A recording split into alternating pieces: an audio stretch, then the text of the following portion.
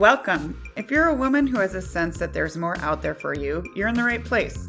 I'm Whitney Baker, host of the Electric Ideas podcast.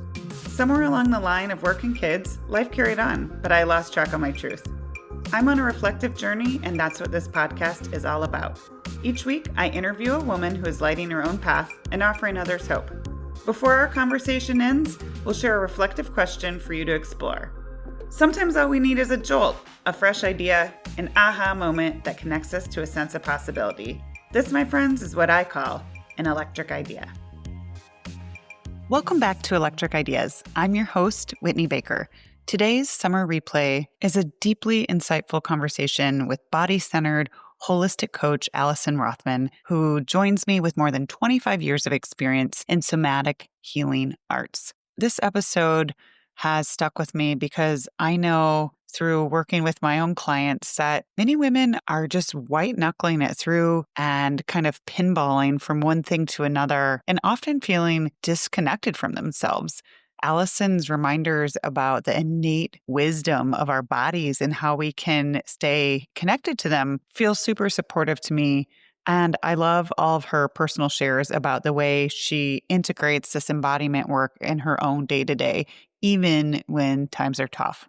So if you are somebody who is looking to shed some stress and stay self-connected, I know you're going to enjoy this episode. It's full of gorgeous insights and tools and practices you can try right away. Enjoy. Hi, Alison. Welcome to the show. Thank you so much for having me, Whitney. I want to start with a quote from the author of The Body Keeps Score that stuck out to me. He says, "Trauma is stored in the body, in the muscles, skin, fascia, and cells. Your body is a living record of everything you've experienced, what it's done, what it's felt, and where it's been." You've been in the somatic healing space for decades. Can you explain to us how you think stress and trauma become stored in our cells and remembered by the body? Right out the gate. Big question. Yeah, it's almost difficult to put into words, but, as we age and as we move through life, unless we have the consciousness to keep the energy moving, we naturally start taking on things, like, oh, somebody's got chronic neck tension. Okay, they've been literally holding on to, for dear life for the last many years because of some trigger response to a trauma. And so we keep going. If we keep going without, doing the work to unwind our systems, we end up with, disease. We end up with chronic patterns of tension. We end up with weird symptoms like headaches or insomnia. I mean, that's a huge one, but that's not like a weird symptom. That's very common. But, different pains in the body that start to manifest in different ways because we're not allowing ourselves to feel the full range of our human experience. And most of us don't know how to. Most of us were not taught those skills. I mean, I certainly wasn't. I had to learn. And still, to this day, 30 years later, I have moments of like, why am I so exhausted? Oh, I am completely pent up. I need to have a good cry. There's something that is cycling, needs to cycle through me that I'm just moving through too quickly in my life to not feel that. Yeah, there's a lot there that I want to go a little bit deeper in because most of my community is women. And I'm just curious with you, when you work with women, what are some of the ailments specific to women that you see most often that might reflect that they could benefit from this kind of somatic exercises?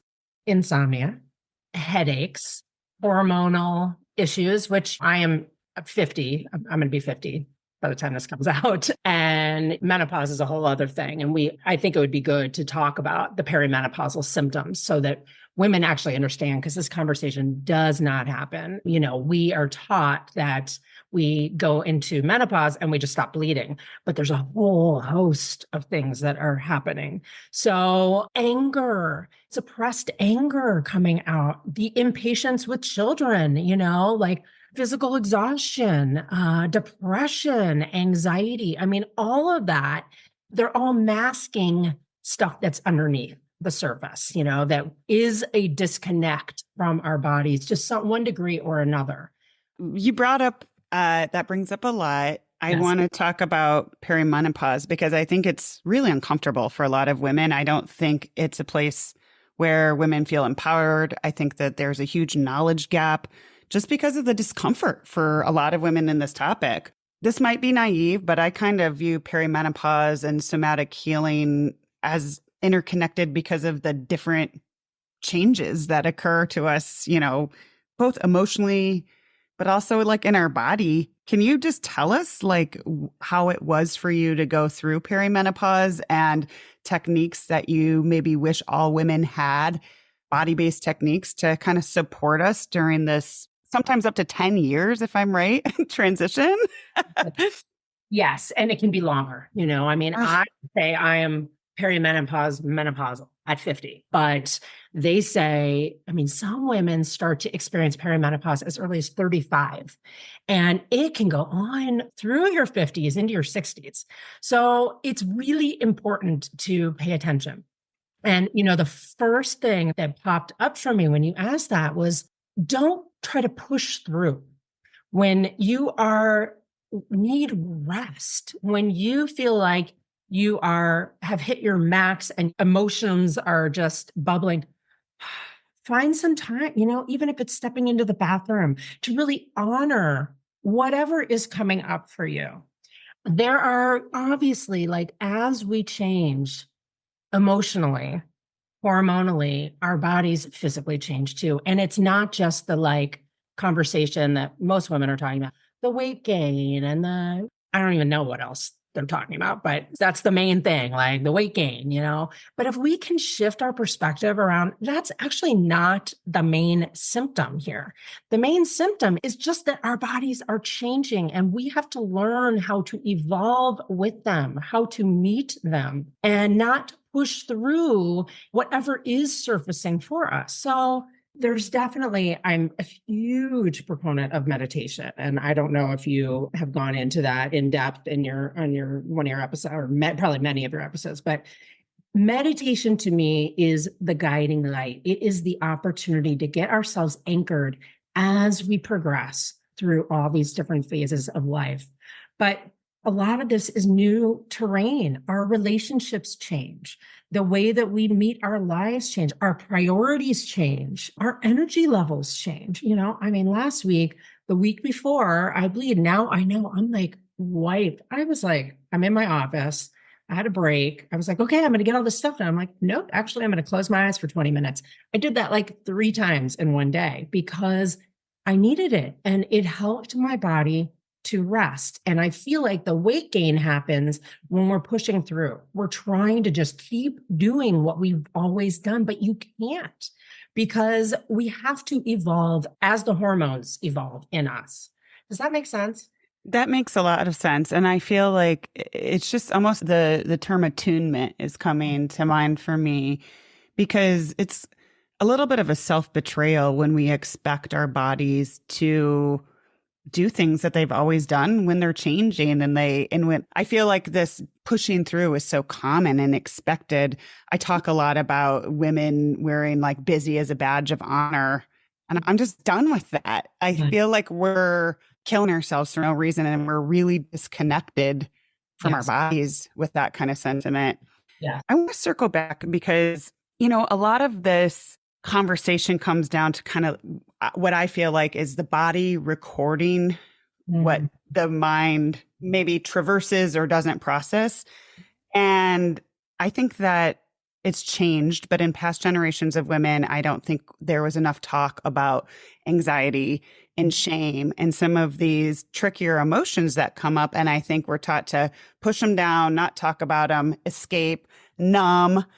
And I'm just curious, when women feel these emotions, and let's assume this is a mom who's working, has kids, like maybe she's not going to have time to go suddenly drop everything and meditate for 40 minutes. If you can, please do. Do you have any small body-based tools that you use that maybe women can do to at least acknowledge and not just completely push through when they're navigating some of these trickier emotions? Absolutely. And my business is called Embody Life because I am all about how can we bring these practices into our everyday life. I was a single mom for 11 years, busy entrepreneur work. So it is all about bringing the practices into the perhaps little crevices. So like I said, I'm an early morning meditator. So I'm like, if I can do it, anybody can do it. So start your day, even if it's 5 minutes of having that anchor with yourself. If you can't even get yourself to a cushion, lay in bed for 5 minutes. Big fan of hand on heart, hand on belly, like coming home, cold showers, end your shower with colds. That helps with anxiety. That helps with circulation. That helps with depression. I'm always talking about bookending our days. Okay. So this is like our morning. Get yourself as anchored as you can before you jump into kids, to work, etc. Then throughout the day, okay, like things are bubbling up. You're in go mode. I love putting my hands right under my clavicle. So there's like a point right here. And you can close your eyes and just like a little gentle massage. So come in just a little bit. So I'm like, I want to touch you, but We yep, can describe for listeners. yeah, Maybe we'll do a little video. yeah, yeah. So, right in here, it's very calming. Another thing I love, and I teach this all the time, is take your hands across your body and you find that spot right where your bicep muscle kind of meets. And it doesn't have to be like a hard pressure or contact, but to just give yourself a little massage and focus on your breath. And this is incredibly grounding, incredibly soothing. If you're feeling overwhelmed, if you're feeling anxious, and you can even do it, I'm always like, everybody pees. So, if you need to go into the bathroom and sit on the toilet and like take the deep breaths, imagining your breath coming all the way down into your pelvic floor. I'm a big fan of Kegels in the middle as you're moving through your day to get yourself anchored into your breath. It's like these little moments of, okay, feeling my feet on the ground. I'm sitting at a desk. Take my shoes off, feel the feet, imagining roots are growing out from the soles of your feet. It's these little things that we can start to insert through our day so that we don't get to the end of the day and you're like, whoa, what in the hell just happened? Where was I? What's going on? Where am I? What am I even feeling?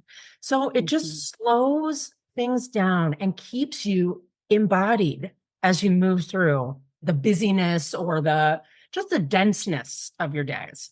Yeah. You are so speaking my language. I love all of those examples because they're practical. And I think what happens a lot for women is that the momentum of the day just takes off. And I talk a lot about how we get to the end of the day, and if we're lucky enough to have family to gather with, it's like, I feel like we look forward to that. And if we've just been running ourselves into the ground the entire day and not listening, it's really frustrating to show up to that time pooped. You're running on empty. And this relates to this menopause conversation that I want to like hone in on this piece of this. And then I do want to come back to the bookend at the end of the day because it's equally as important.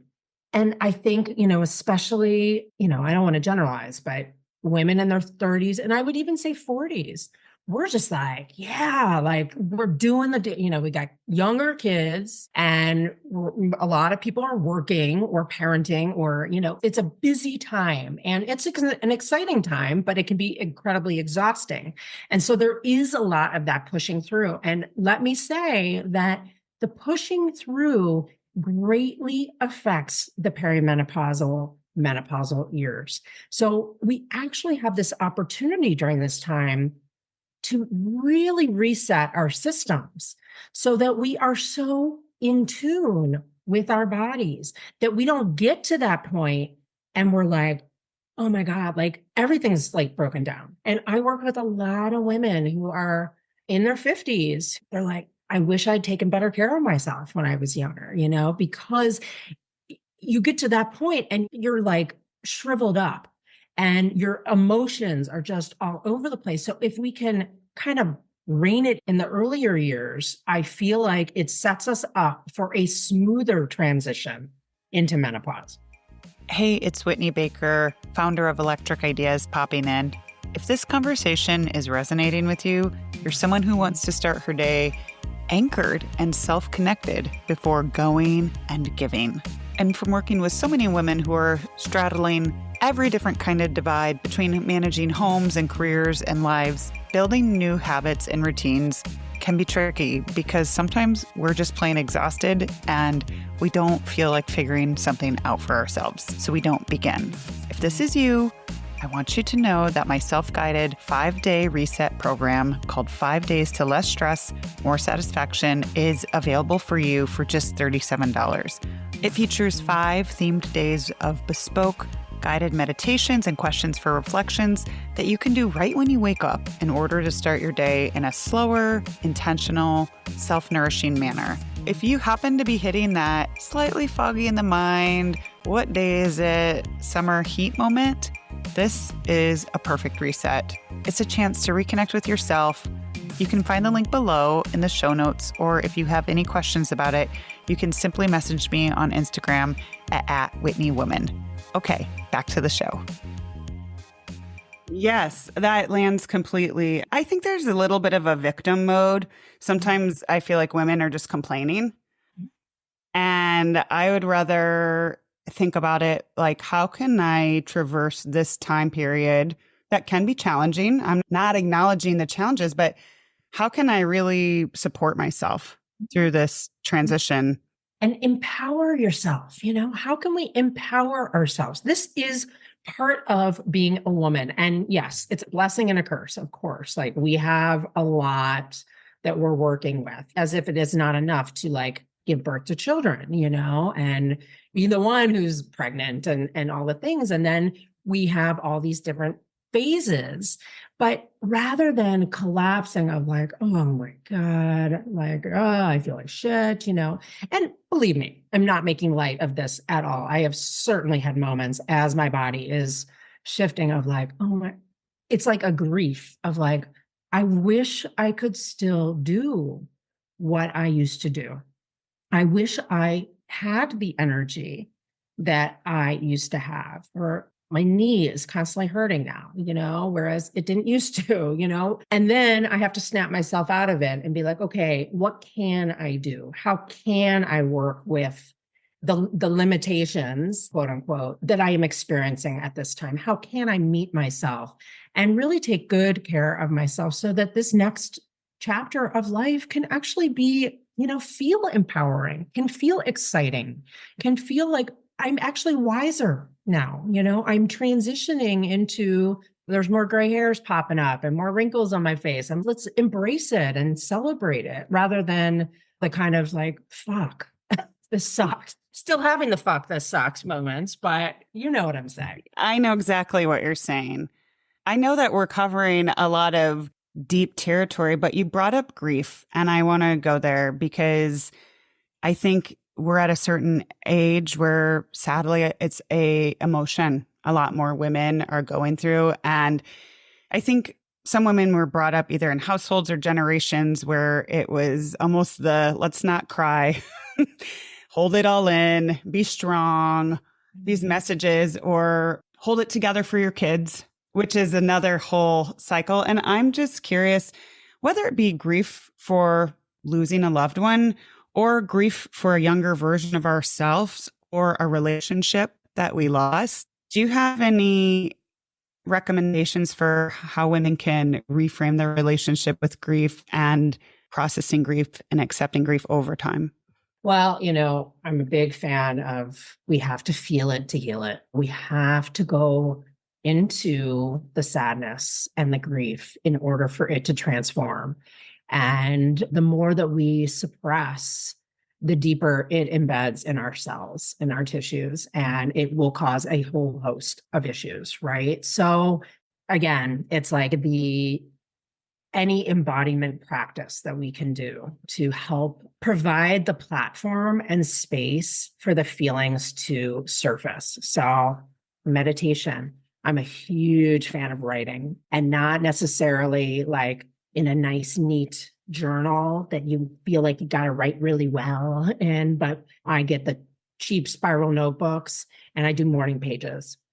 And it's 3 pages. And sometimes nothing comes through, and sometimes something very cathartic comes through. And it just keeps the pipes moving, right? It keeps the channels clear. So, movement, it's all these practices that can help us to access what is actually going on for us rather than just being in go mode or numbing, distracting, drinking the wine every night. Like, that's not going to help.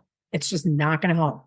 So, or staying busy or shopping or social media scrolling, or all of these keep us from actually feeling what is coming up for us. And that is the greatest gift we can give ourselves, is to allow us to feel the harder things. I just did a video about this because it is bubbling up all around, lots of just breakdowns of relationships, parents, sick, the world. There's just a lot of grief popping up. So feeling it to heal it. That's spot on. And I agree with you. I talk a lot about a morning routine or rhythm, and I want to go back there because I do think it's a really important time to just set the tone for your day. And it's not about like toxic positivity and like everything's going to go.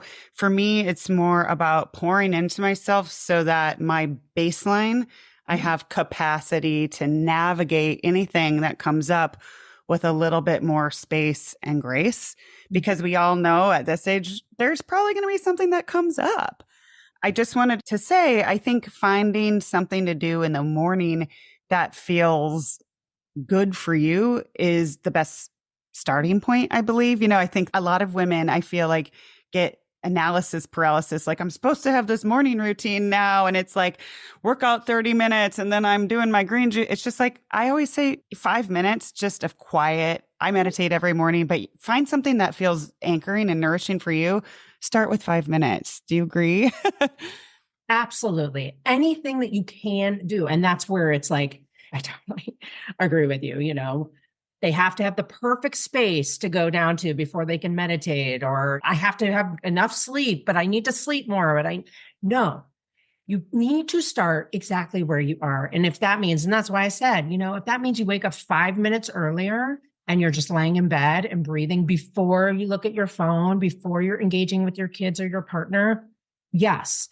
But I am a huge believer in the morning routine. And, when my son was he's almost 16 now, but when he was about 2.5 and I was single mom in it, I was exhausted. He wasn't sleeping. I was drowning. I was just like trying to go through the motions, with him. I would sleep until the bitter end. And then I could not access myself because I jumped right in with him. And so in that moment, I decided I was going to get up, and I decided to get up a solid hour before him. So I was up ridiculously early, but just declaring that and choosing every day, no matter how tired I was, to get up and get myself anchored before I started my days was the biggest game changer of anything that I have ever done. So I am a huge believer, and I agree, and it's like learning how to respond to our lives rather than react is determinant on how we are feeling and how anchored we are in our bodies and in ourselves. I too believe in bookending my days. I live in the real world. Does it happen every single day of the year? Not always. It's not about being perfect, but it's about, for me, intentionally having it part of my rhythm. Yes. And giving myself grace when it doesn't happen. I sometimes, what this looks like for me is even just, I work from home. I have the luxury of being mom at around 3:30. And one of the small things I try to do is to really shut out of my day, my work day intentionally, and just do something that's not a doing thing, something that's a being thing for at least 5 minutes before my children walk in the door, just to kind of disconnect from any energy or momentum of my day. And so I'm just curious what you practice or what you kind of recommend. Maybe I know I have some women in my community who are, in that period of their life where they're like coming home, they've been in traffic, they need to run inside, the kids are waiting to be fed, or they're picking them up for daycare. It's just like I'm just getting curious about even these small moments where we can tap into ourselves and try to give ourselves a little pause throughout the day. Yes, absolutely. And for me, what I really am vigilant about is before bed. I have now a teenager who stays up later than me, so I don't have to deal with bedtime anymore. I remember those days very clearly, of while my son was like in the bath, I would go into my room and put my legs up the wall. And that was my moment of surrender and softness and stillness before I had to deal with trying to get him to sleep. Now, he really wants nothing to do with me at night, which is sad in and of itself. But I am a big believer in the binaural beats, which I don't know if you know them. They're wonderful. I wish I had found them when my son was a baby because I think it would have been a game changer. But my family knows about 7:30, 8 o'clock, the beats are on, and I start dimming lights in the house. They don't love it, but I don't care because that's what we're doing. I like candles, especially like as we transition into the new season. And then before bed, you have put your kids to bed and you are just like, that is it. I recommend getting on to the floor and just at least having a moment to anchor your body in the earth, let yourself feel held. If you have it in you, to just do some gentle stretching so that you're connected. I love bolsters. I lay over bolsters. Sometimes it's literally, I've got the beats on, I got the candles going, and I just lay in my bed for like 10 minutes and just breathe. Close my eyes and just breathe before I transition into sleep. And that's my bookend. That's how I really, if I can get a bath in, wonderful, but again, yes, it's real life. We do what we can. That's beautiful. I really appreciate you sharing it. I coincidentally, I just had an episode today come out about sleep. So we don't need to go deep into that, but I sometimes find it interesting. Women are just pushing all day and then they fall into bed exhausted, but completely revved up. And then they get frustrated why they're not going to sleep. Whereas I think that even if we're exhausted, you said we can all lay on the floor and kind of have an intentional moment. There's so many things I love about that. First, it's just this like very tender tending to oneself. Mm-hmm. I think we all need that and we all have it within ourselves to gift ourselves that. But I do think from a practical perspective, having that window where we intentionally release the tension and stress of the day before we expect our bodies to have a peaceful sleep is brilliant. It is essential. And, it's this whole sleep etiquette, and I always think about it. When you have a baby and the baby is like fussy, whatever, what do you do before you're trying to get the baby to sleep? Quite often we bathe them, we give them a massage, we turn down the lights, we put on nice music. We need to do that for ourselves too. I just had this conversation with my partner actually, because he is a TV watcher. I am not. And then he complains he doesn't sleep. I'm like, dude, you need to like power it down, even if it's just reading a book instead of like having more Game of Thrones. like, we cannot expect our systems to just shut off if we've been going. So to give yourself, even if you're up a half hour later, give yourself that time to soothe yourself to bed, to rock yourself to bed and see what happens. I know we're coming up on time, but I'm just wondering if you have any more, I don't know, secrets is a kind of a funny word that is coming to mind, but I guess ways of living out embodiment that you feel like are key to having a sense of emotional freedom in our day-to-day lives. Well, I think it's a combination of so much. And that's where the holistic perspective comes through, because we really do have to work with ourselves on every level. And I'm a huge believer in, working with our nervous systems. And most of us have adrenal fatigue as moms. So how can we build our systems? And if there's one takeaway from this part of the conversation, drink tea. Drink Tulsi tea. I have got everybody drinking Tulsi tea right now. Tulsi ashwagandha is, I should have like stock in organic. Yeah. I tell so many people to drink it. But this is, I'm on like double duty here. Tulsi ashwagandha tea is nourishment from the inside out. So I'm always like, okay, how can we feed ourselves from the inside out? I work with flower essences. I have herbal tinctures that, if there's one in particular, and I have a link on my website. Wish Garden is a local company here in Boulder, and they've been around for, I think they just celebrated their 50-year anniversary or something. And there's a tincture called Emotional Ally. And I love to, if you're in the middle of, even you're in the middle of the grocery store and you're overwhelmed with your kids or you're at work or whatever, couple droppers full. I was like literally downing this stuff during COVID. I mean, it was like, it works and it just soothes the system. So there's that. And I'm a big fan. I actually have one right here of this Lotus Way, these flower essences. They're beautiful. And I also have a link for those on my website as well. I never want a woman to feel overwhelmed, but it's more hopeful. Like my mission when I started Electric Ideas was lighting women up with a new sense of possibility. And I think that these are all small, doable things that women can try on for size. Totally. And that's what it's all about to me. Like for some of us, we can't just escape and go, away for a weekend, girls' weekend or whatever. It's like, how can we bring these into our lives? And with the tea, I just want to say this, and talking about the bookend, you get home at the end of the day, make yourself a cup of tea and like have a nice mug, hold the mug, feel the heat, taste the tea. It is one of the most grounding, nourishing things you can do for yourself at the end of the day. And it makes a huge difference rather than pouring the wine. Have wine sometimes, but I'm just saying this is actually going to feed your system. This is actually going to soothe and nourish your system. So, and I have a whole spiel of teas, but Tulsi is number one. All right. Well, thank you so much. I always end my episodes with a final opportunity for reflection.